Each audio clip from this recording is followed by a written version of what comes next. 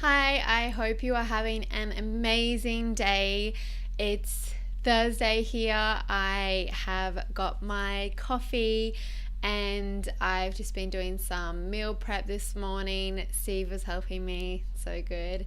And I normally wouldn't be at home on a Thursday. I like to go into the city to do my blogging and then I go to my part-time job at the hospital, but I stayed home so I could film these videos and do a bit of life admin as well.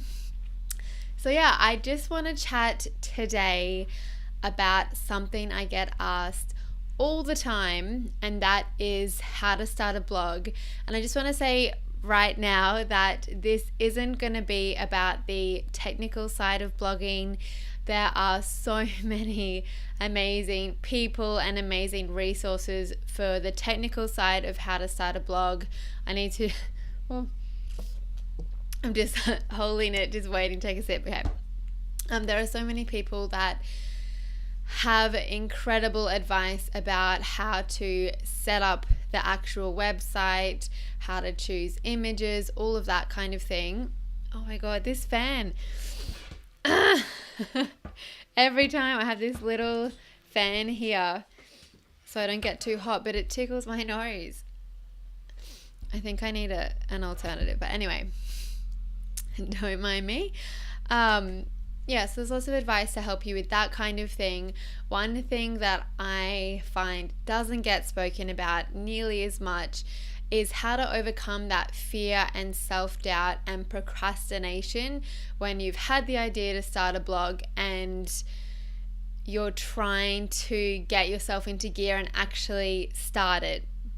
I got an email from someone the other day who was saying that she had been thinking about starting a blog for the last 5 years but hasn't been able to do it yet. And I think that's who I am creating this video for, the people who know what to do, because she was saying that she hadn't been able to think of the perfect name, and I will be talking about perfectionism, but just that if you are struggling to put yourself out there with anything less than perfect, that is what I really want to talk about today, how to actually just make yourself do it.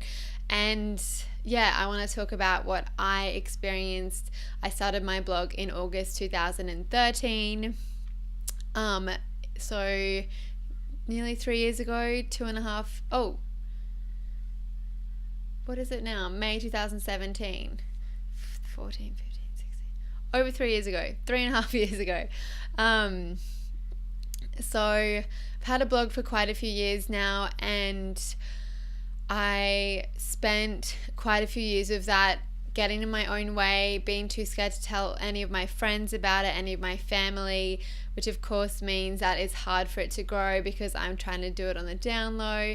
And I think I needed that in terms of, I was so scared of judgment, and I needn't have been, but because I was, if I had known that other people could read it and criticize me, I think I wouldn't have been so open and honest with my posts. And the feedback that I get now is that people find me relatable because I do share that kind of thing. So I have no regrets with that, but what I'm trying to say is I've been there. I know exactly what it's like. The same things happen with this YouTube channel as well, which I started nearly a month ago. When you get that idea to start and you're incredibly excited and there's so much possibility and you have so many ideas, you go to sleep, you wake up the next morning and your brain is like, what the fuck? Do not start that blog. Do not start that YouTube channel. Everyone's going to hate it. What have you got to say anyway? And like all this, at least that's what it sounds like in my mind, all this fear and self-doubt immediately comes up. And for me, I don't know that it's ever gone away. For the YouTube channel, it definitely hasn't. It's still very much in that period where I can feel myself fighting against myself, in that I don't know how to describe it. I can feel myself wanting to wiggle out of the commitment I've made because I'm scared of what other people think. I'm scared of sharing things that aren't interesting, that aren't helpful. and I'm just forcing myself to do it so that I can learn and grow. And I know people do find it helpful, but I still have that voice in my head saying, nah, it's not really it's not really that good. And the same for my blog, less so now. It kind of gets easier as you have more positive feedback, but then at the same time negative feedback comes with that as well. If you're putting yourself out there and doing anything, you're going to have people who don't agree with you. So I think when I first started, and if you're a perfectionist and you are just really worried about putting something out there that isn't good enough, I totally get it. And I think a lot of the reason is this whole fear of rejection, fear of criticism, fear of judgment, the whole what will other people think, people will laugh at me. There are a lot of blogs and a lot of YouTube channels, but it's still at a point where almost everyone doesn't have one. So when you say to someone else that what you're doing, you know, you're surrounded by people who aren't doing it, and it's hard for them to get it. And I know even now that my blog is quite popular, and when I'm still telling people and they don't really get it, and yeah, it's just hard because most people don't get it and don't get how big a following you can get and how much of an impact you can have on someone's life through blogging or through anything that will put you out there, or like a YouTube channel or anything like that, a social media account. So when I first started, I did something similar to what I'm doing with the YouTube channel, which is I made a commitment to posting as often every day so that I couldn't wiggle out of my commitment, because as soon as I was like 2 or 3 days in, I knew that I'd want to be like, no, I can do it. Like, I'd want to put it off and procrastinate because I was scared of what other people would think. But having said that, I know I'm kind of jumping around the place here, but I just wanted to mention the timeline. I talk about this in my blog post about how I quit my full-time job for blogging. That post isn't really about blogging, it's more so about overcoming fear and self-doubt. But I mentioned that I started my blog in August 2013, so I set up the domain, I chose a theme.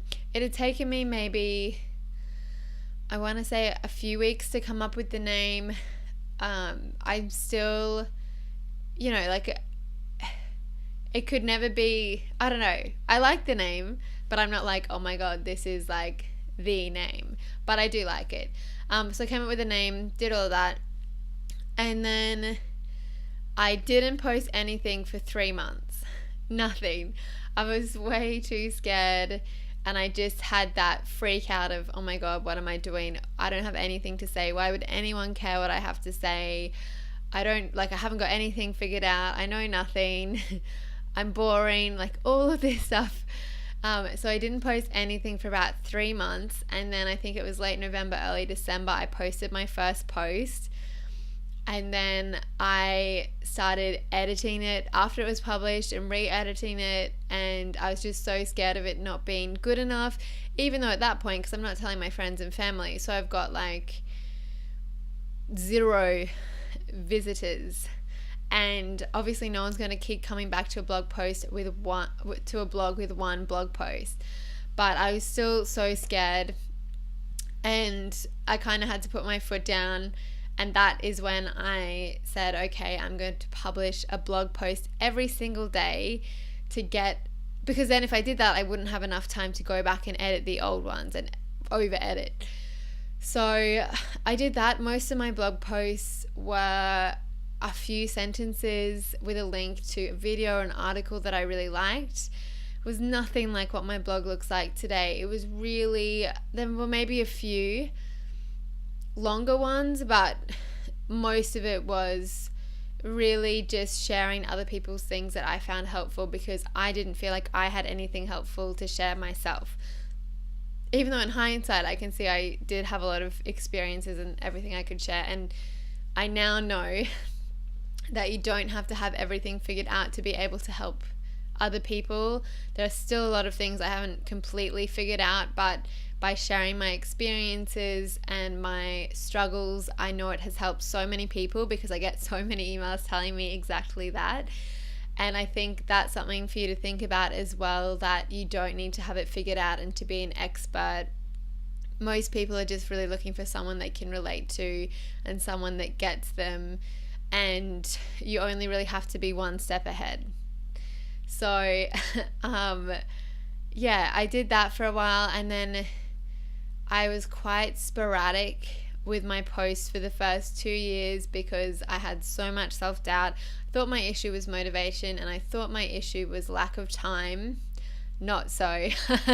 I can definitely see in hindsight that it was all fear and self-doubt, and I would let it stop me, and I would procrastinate, and I would fill my time with things, so I didn't have time for blogging.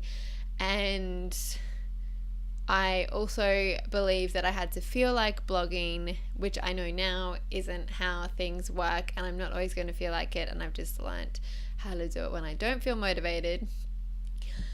But it wasn't until April 2016, so just over a year ago now, that I gave myself a pep talk and basically said, you know, if you're going to do this, you need to bloody do it properly. Like, stop letting yourself procrastinate and letting fear get in the way. And at that point I had some quite loyal readers, but I really hadn't hit any kind of capacity, or not capacity, do you know what I mean? Like, it was only a small group of people.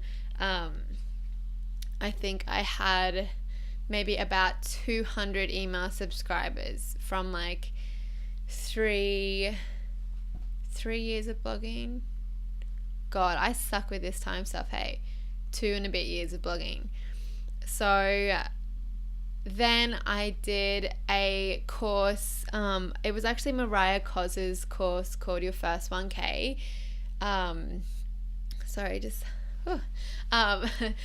And it was really good. I don't think it was anything particular about the course that helped me. It was more so that by paying money for something, and when I did the course, I said to myself, I'm going to do everything I possibly can to apply everything from this course. I'm going to assume that I know nothing and just do as it says. Essentially, I'm not going to try and put my own spin on things. Like, I will, in the sense that, you know, I have my own writing voice, and if nothing else, over those 2 years of blogging, I had figured out my writing voice, so that was good at least. So yeah, I'm just covered in hair because I've been playing with my hair just everywhere. So where was I? Oh yeah, so it wasn't really the course, it was more so that I just made that commitment, and then I started to get some traction and momentum, mainly because, yeah, if you get out of your own way, that's what happens. And I started telling my friends and family about it, and funnily enough, they were all very supportive, and I didn't get any of the criticism that I had so feared. And so that is kind of where things are at the moment, or what my story has been so far. At the moment I have nearly 10,000 email subscribers, so in a year it has grown quite a bit, and yeah, I'm just continuing to get more and more people every single day, and I am so glad that I stuck it out through that period, a very long period, where I didn't have motivation and I wasn't getting any results, because that is the hardest bit. And it does happen. I think it is inevitable, unless you're kind of piggybacking or something else, or you're really have got a lot of your limiting beliefs sorted out, and you are really going for it. But even then, you're still going to have that little period where you're hustling, you're working hard, and you haven't got any results yet. So I think a few things I want to say for if you want to start a blog.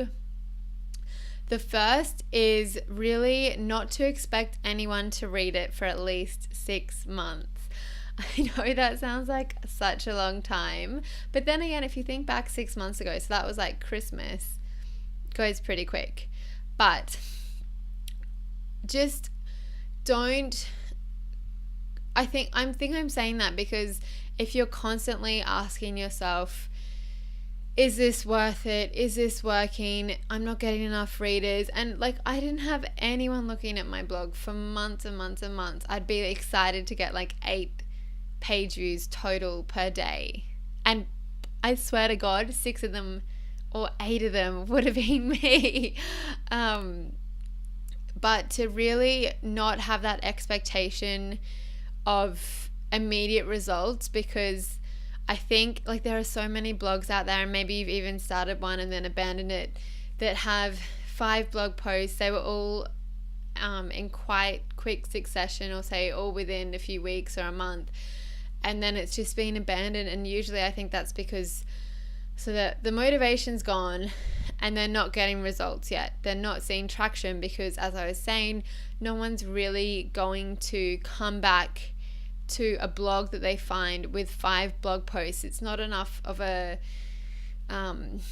you can't get enough of the person's personality and what they're going to write about with only a few posts. Like, people often, there are a few people, early adopters, that'll subscribe to a blog that only has a few posts, but most want to be able to binge read something and to really get a feel for a person before they sign up.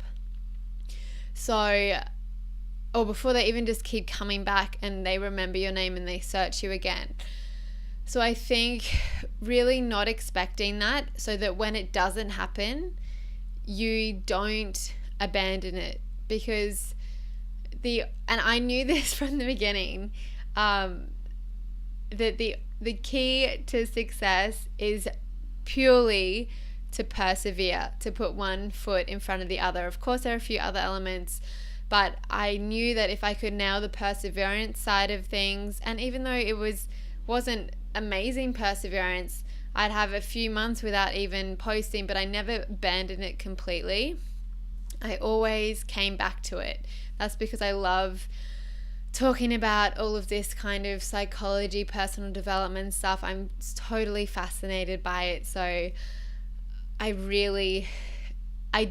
did really love doing it. So even though the self-doubt sometimes got a bit too much to handle, I always ended up coming back. But I listened to so many business podcasts, and that was how I got into blogging. I found all these podcasts so that my drive to work wasn't as boring and wasn't filled with really annoying radio ads. And then I listened to a few months of people saying, like online entrepreneurs particularly, telling me through these podcasts how they had started their own blogs and businesses. And after a few months of hearing that every day, I was like, well, why can't I do it too? And on those podcasts, I really learned that the key is purely that perseverance piece. If you can stick it out, the result will come, as long as you're, of course, there's a certain quality, not as in like you have to have the best camera and the best photos and all of that, but you have to have something to say.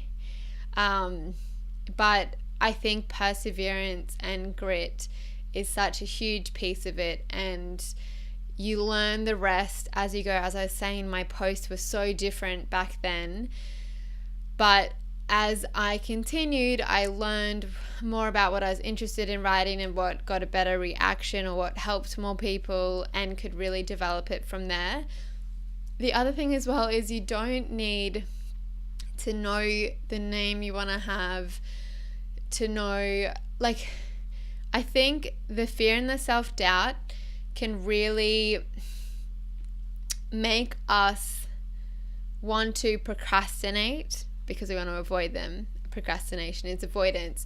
And one way we do that is by this whole, I don't know how to start a blog. I get so many emails saying, oh, what's your advice for starting a blog? And I really don't want to go down that path, because I'm interested in the psychology and the self-doubt and the fear that come up, but I'm not really interested in the technical side of setting up a website, and I find all of that stuff really draining.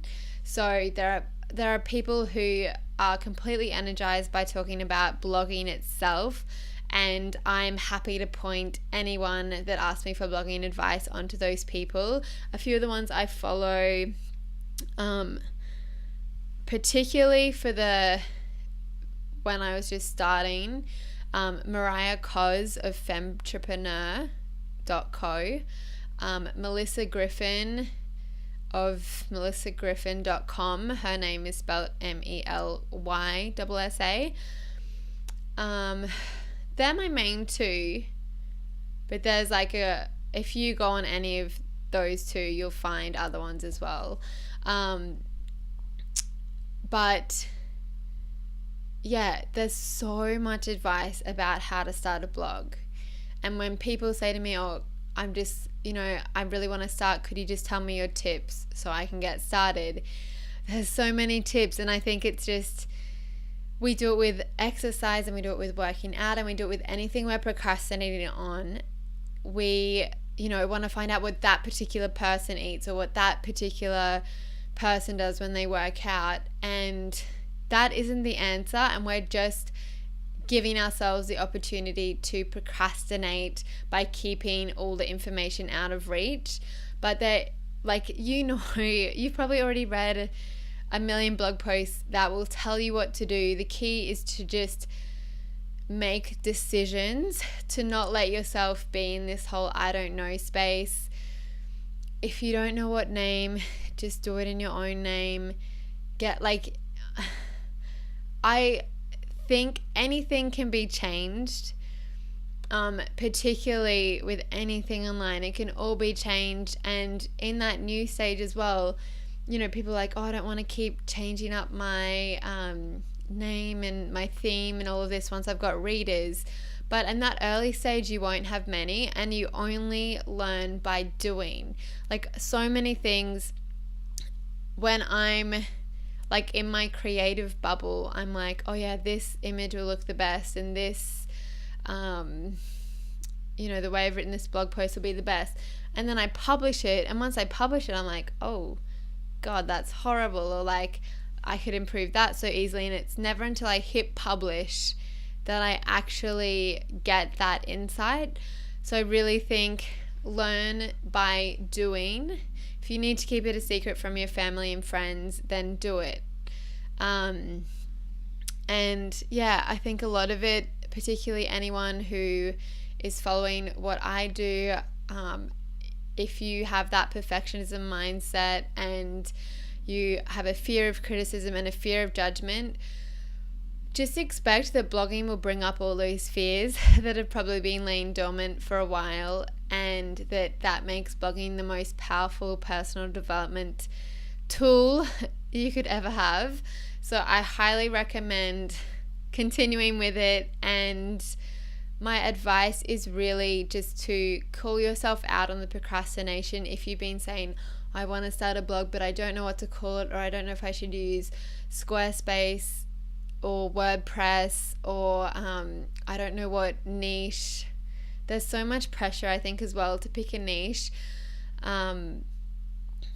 My advice with that is blogging is hard.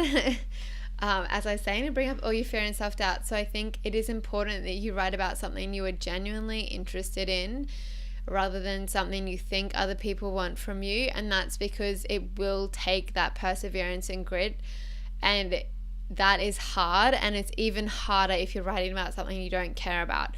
So I love, personally in my life, I love working out, but I could not care to talk about it for more than 10 minutes. I love learning. I love learning about it so much, but talking about it and teaching it, I'm not really that interested. The same with food. I love eating food, but I really could not talk about it for very long at all. For me, that thing is personal development. For you, it could be the same. It could be fashion, it could be beauty, it could be food, it could be working out. I would just have a look at what you spend your time reading, and online, looking at on social media, and talk about that. Talk about the things you're genuinely interested in. And you don't need to have a set niche or that develops over time. When I first started my blog, I didn't even know I was a perfectionist, and now it has evolved into a blog about perfectionism and personal development. And I had no idea what I was doing when I started, but as I continued, it slowly started coming together. And yeah, so I think just realize that you are probably, if you think you don't know what to do, you are probably just procrastinating because you're scared of judgment and criticism, and I totally get it. But I would really encourage you to make strong decisions and quick ones. So once you've got all the information, and that won't take you more than probably an hour, pick WordPress or Squarespace. I use WordPress. I don't think Squarespace was a thing when I started, but just pick one. It doesn't really matter which one. Just pick one. Pick a name. You can change the name. And then write about the things you're interested in, and everything else will evolve from there. And if you need to keep it a secret so that you don't have that, or that fear of judgment and criticism is lessened, then do that. And my other advice as well is to limit the amount of people you get blogging advice from.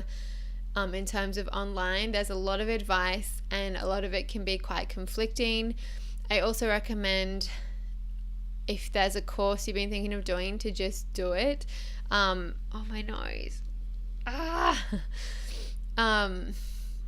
For me at least, having the accountability that I had paid money and I was going to make it happen, that actually made things happen. But when I was just trying to piece bits and pieces of info together from a million different sources on Pinterest, it really felt overwhelming. So yeah, that's really what I wanted to say about how to start a blog. One more thing I will say is that everyone has that awkward beginning stage where you don't really know what you're doing. If you want to see what mine looks like, there is a website called Wayback Machine. If you just type that into Google and then you search for my blog, smart-20s.com, it takes screenshots of websites over time, and so you can have a look back and see what my blog looked like in like 2014, 2015, 2016. It's really evolved. And one thing I love doing is that on blogs and social media accounts, I love going back right to the beginning to just see like, oh yeah, you started where I am now. The only reason some of those people are so damn good now is because they started in 2009, 2010. It's never too late to start. Please don't let anyone ever say that. As I was saying, most people still don't know what a blog even is. It's not too late, and if you persevere, I know there are so many stats about the number of blogs there are, but a lot of them only have 3 posts and get abandoned. So if you can persevere, you will immediately rise up the ranks quite a long way, and you do have something to say. I know you might think you're boring. I know you might think that no one will care, or that you need to have everything figured out, or you need to do X, Y, and Z before you can start a blog. But you at the moment already have experiences and things you've learned that you can share with people that people will find interesting. Please trust me when I say this, because I have the exact same fears and self-doubt, and I get also at the same time emails telling me how helpful my blog posts and everything like that have been for people and how much it has changed people's lives, which is insane and the coolest thing. But I still have that fear and self-doubt that, like, oh, I'm too boring, no one will care. Like, it still happens. So just put that to the side, like, let it be there, but just learn how to not react to it. It takes practice, but I'm just like, I see you, but I'm going to film a video anyway, or I'm going to write a blog post anyway. So that is what I wanted to share today. I hope you find it helpful. If you did, please give this video a thumbs up and subscribe to my channel. I post a new video every single day, and I will see you in the next one. Bye.